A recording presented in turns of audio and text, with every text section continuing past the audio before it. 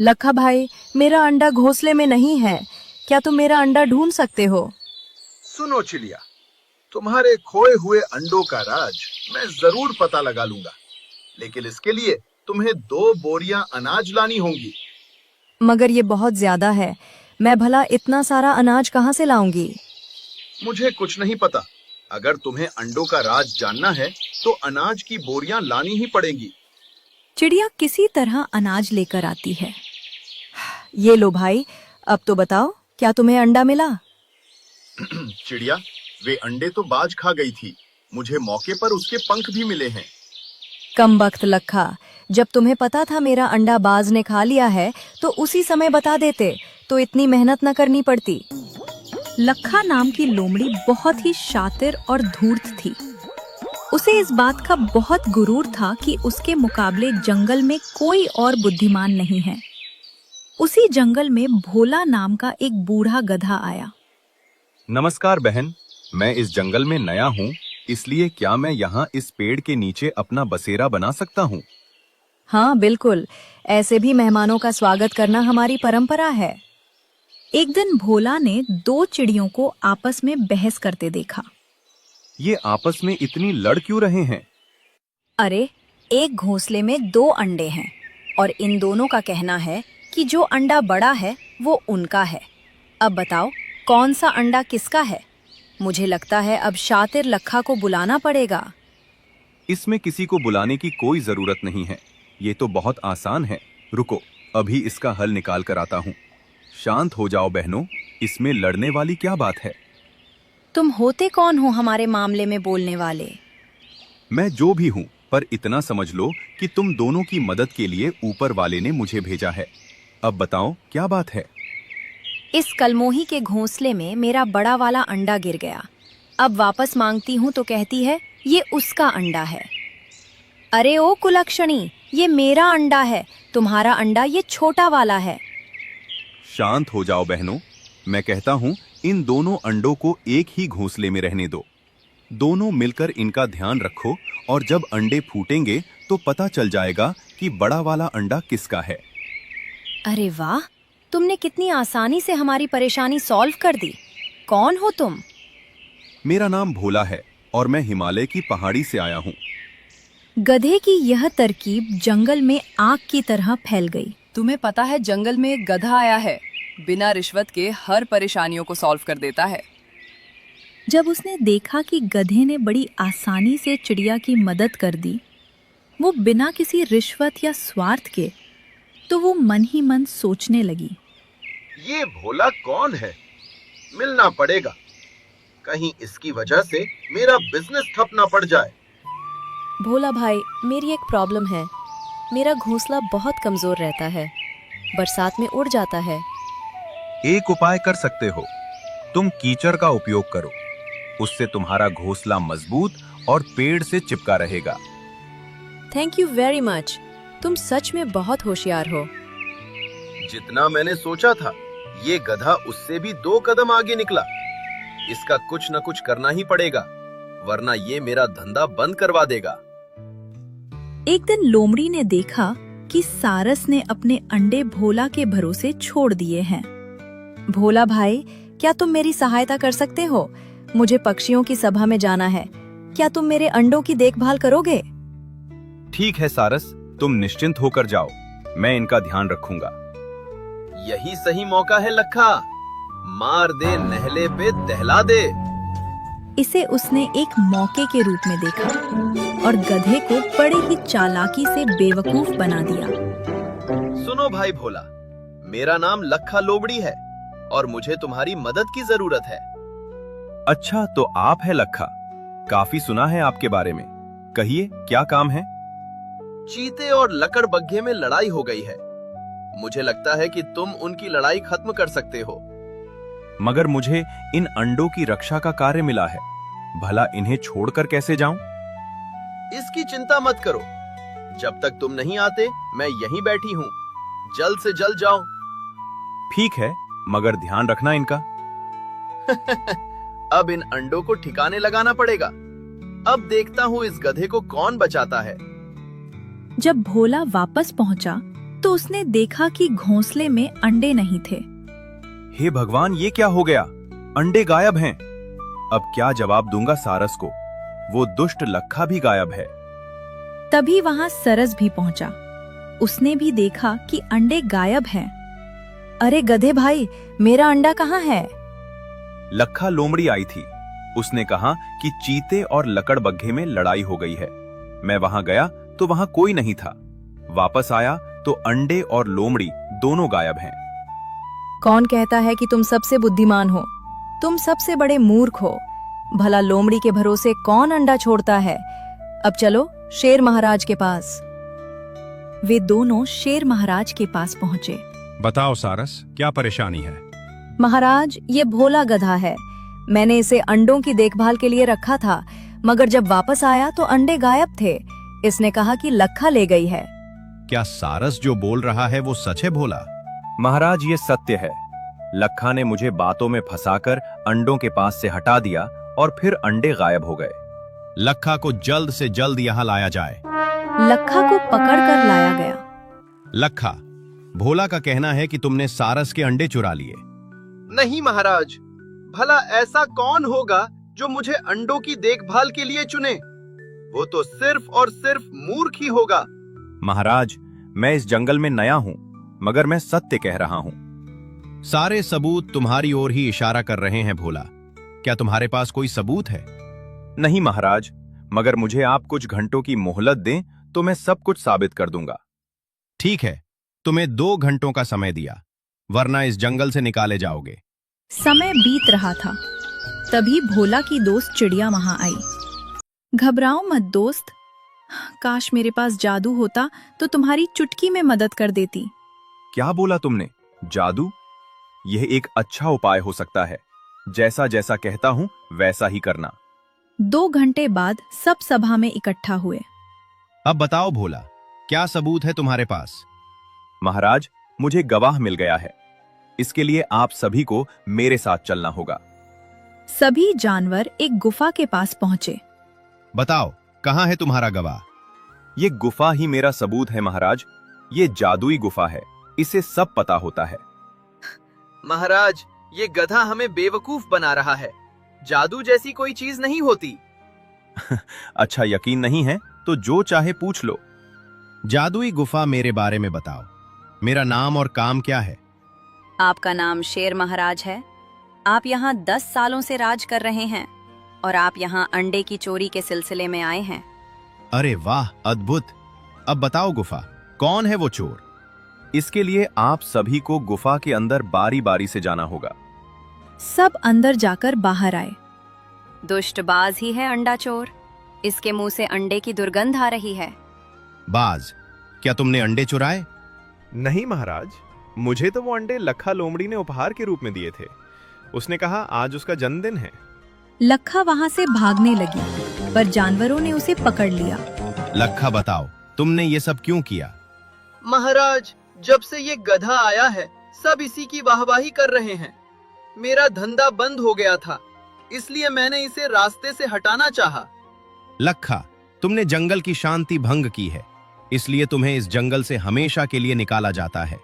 और बाज, तुम सारस का एक अंडा वापस करो। कमाल कर दिया भोला, आज इस जादुई गुफा ने मुझे अन्याय करने से बचा लिया। महाराज, ये कोई जादुई गुफा नहीं है। दोस्त, बाहर आओ।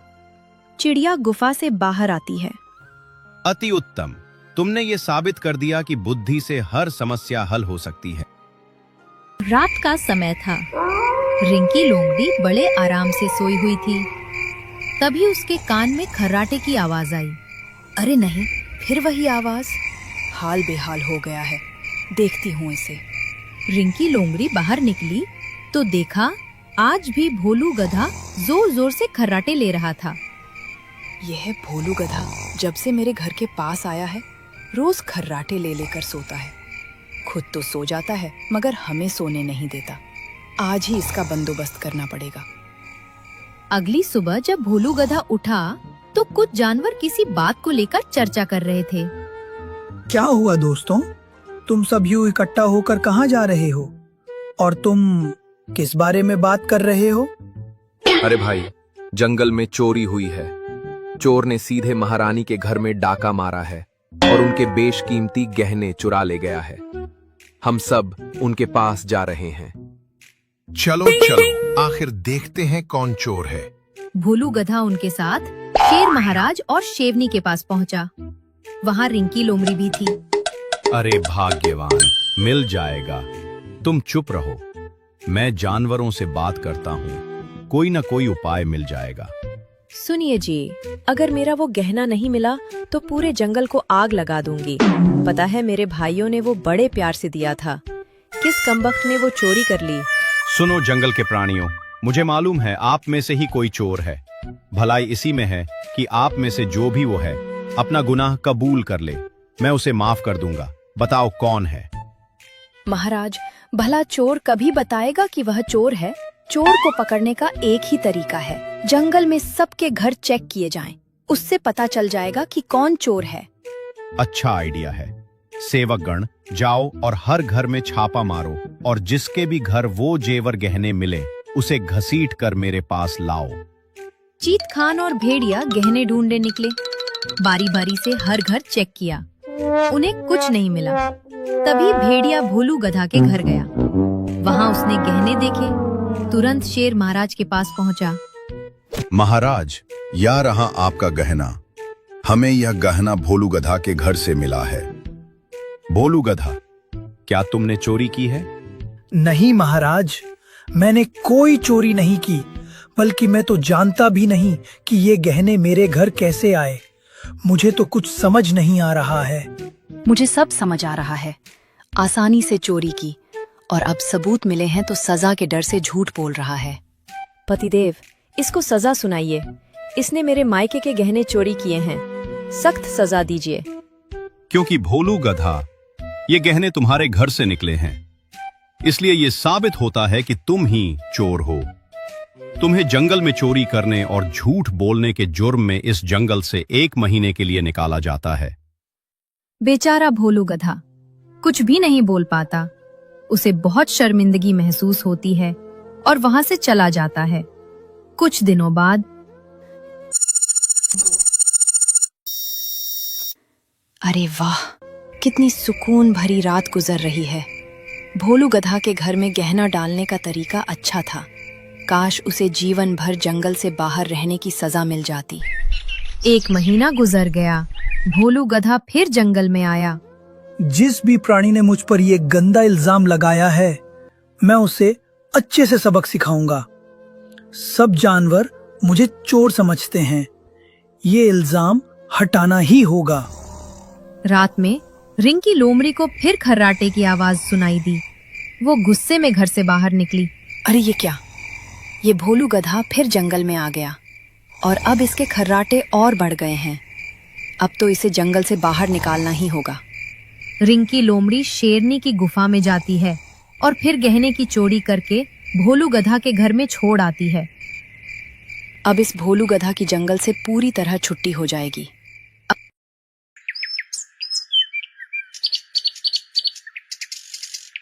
अगले दिन जंगल में फिर हंगामा चालू हो गया। शेरनी बिना सोचे समझे सीधे भोलू गधा के पास पहुंची।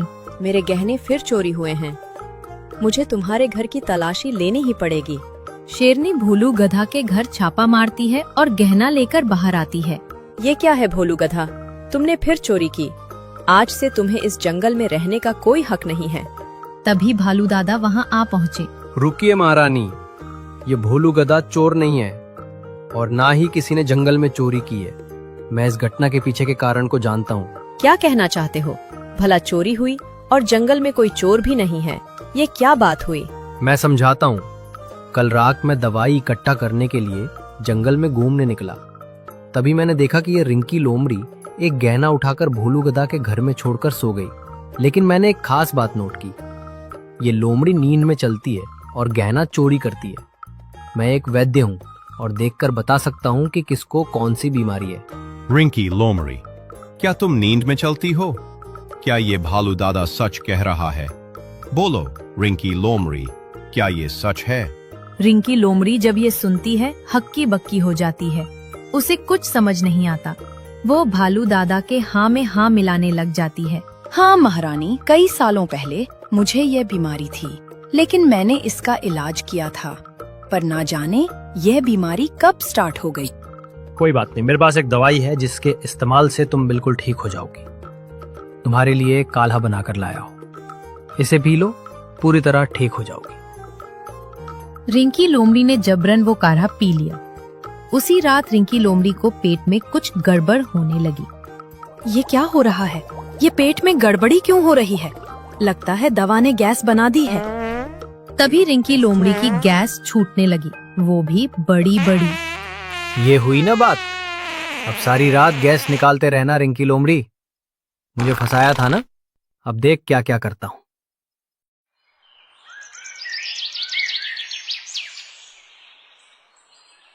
अगले सुबह रिंकी लोमड़ी गपशप करने कुछ जानवरों के पास गई। और भाइयों, आज कुछ चोरी हुई कि नहीं? अगर हुई हो तो आकर मेरे। तभी अचानक रिंकी लोमड़ी फिर से गैस छोड़ने लगी। अरे ये क्या कर रही हो रिंकी लोमड़ी? इतना गैस क्यों छोड़ रही हो? कम से कम हम यहाँ हैं, इसका तो ख्याल कर लिया होता। हाँ भाई, इसके अंदर तो शर्म भी नहीं है। इतना खुला जगह है, मगर इसे यही करना है। जाओ, यहाँ से जाकर पेट साफ करो। रिंकी लोमड़ी को बहुत शर्मिंदगी महसूस हुई, क्योंकि उसका इस चीज पर कोई कंट्रोल नहीं था। अब हर कोई रिंकी लोमड़ी से दूरी बनाने लगा। एक दिन मेरे घर में फिर चोरी हुई है। हाय राम, जरूर वही रिंकी लोमड़ी होगी। आज उसे सबक सिखा कर ही रहूंगा। मेरे घर में भी चोरी हुई है। उसकी बीमारी तो हम पर भारी पड़ती जा रही है। चलो साथियों, उसके घर जाकर पता करते हैं कि उसने सामान कहाँ रखा है। सारे जानवर रिंकी लोमड़ी के घर पहुंचते हैं। पास में ही सभी चोरी का सामान मौजूद था। रिंकी लोमड़ी, बाहर निकल। आज फैसला हो ही जाए, या तुम इस जंगल में रहोगी या फिर हमें ही इस जंगल को छोड़कर जाना पड़ेगा। क्या हुआ साथियों? किस बात के लिए तुम इतने नाराज दिख रहे हो? कोई घटना हुई है क्या? लो कर लो बात, जिसने चोरी की उसे ही मालूम नहीं है। रिंकी लोमड़ी, रात में चलने की बीमारी का इलाज कराओ। तुम्हें मालूम है तुमने कितने घरों में चोरी की है? नहीं नहीं, मुझे मत निकालिए। मैंने चोरी नहीं की। मुझे नींद में चलने की कोई बीमारी नहीं है। मुझे नहीं पता ये सामान कैसे मेरे घर आ जाता है। तभी शेर महाराज और शेरनी वहाँ पहुँचे। क्या नींद के बहाने तुमने चोरी करने का धंधा खोल लिया है? मुझे लगता है यह सब मेरे गलत कर्मों का फल है। जैसा मैंने भोलू गधा के साथ किया था, वही मेरे साथ हो रहा है। गलत कर्मों के फल? और तुमने भोलू गधा के साथ क्या किया था? रिंकी लोमड़ी, साफ साफ हमें बताओ। मैं इस भोलू गधा के खर्राटों से बहुत परेशान हो गई थी। रात रात को इसके खर्राटे मुझे सोने नहीं देते थे। मैं इतना चिढ़ गई थी कि मुझे किसी भी तरह इसको मेरे घर के पास से भगाना था। इसलिए मैंने शेरनी के गहने चुरा कर इसके घर में रख दिए। मगर भालू दादा ने ऐसा क्यों कहा कि तुम्हें रात में नींद में चलने की बीमारी है? ये सब मुझे इस भोलू गधा ने कहने को बोला था। ये 1 महीना मेरे घर में रहा। मैं समझ गया कि इसने चोरी नहीं की होगी। तब हमने असली चोर को पकड़ने के लिए ये योजना बनाई। रिंकी लोमड़ी, तुम इतनी खुदगर्ज कैसे हो सकती हो? एक खर्राटे की वजह से किसी पर इतना गंदा इल्जाम लगाकर उसे जंगल से बाहर करने की योजना बहुत गलत है। इसकी सजा मिलेगी। भोलू गधा तुम्हें सजा सुनाएगा। बोलो भोलू गधा, क्या सजा दोगे? कुछ भी नहीं, मैं इसे कोई सजा नहीं सुनाऊंगा, बल्कि मैं अपने खर्राटे का इलाज करवाऊंगा। मेरी वजह से ही रिंकी लोमड़ी ठीक से सो नहीं पा रही थी और उसने ये सब किया। कहीं ना कहीं मैं भी इसका कारण हूँ। मुझे माफ कर दो भोलू गधा। मेरी वजह से तुम्हारी बहुत बेइज्जती हुई। सब तुम्हें चोर समझने लगे और सजा भी सुनाई गई, मगर तुमने मुझे माफ कर दिया। बहुत बहुत शुक्रिया। बोलू गधा, मुझे माफ करना। मेरी वजह से आपको सजा मिल गई। कोई बात नहीं महारानी, ये सब तो इत्तेफाक से हुआ। इसमें किसी की गलती नहीं।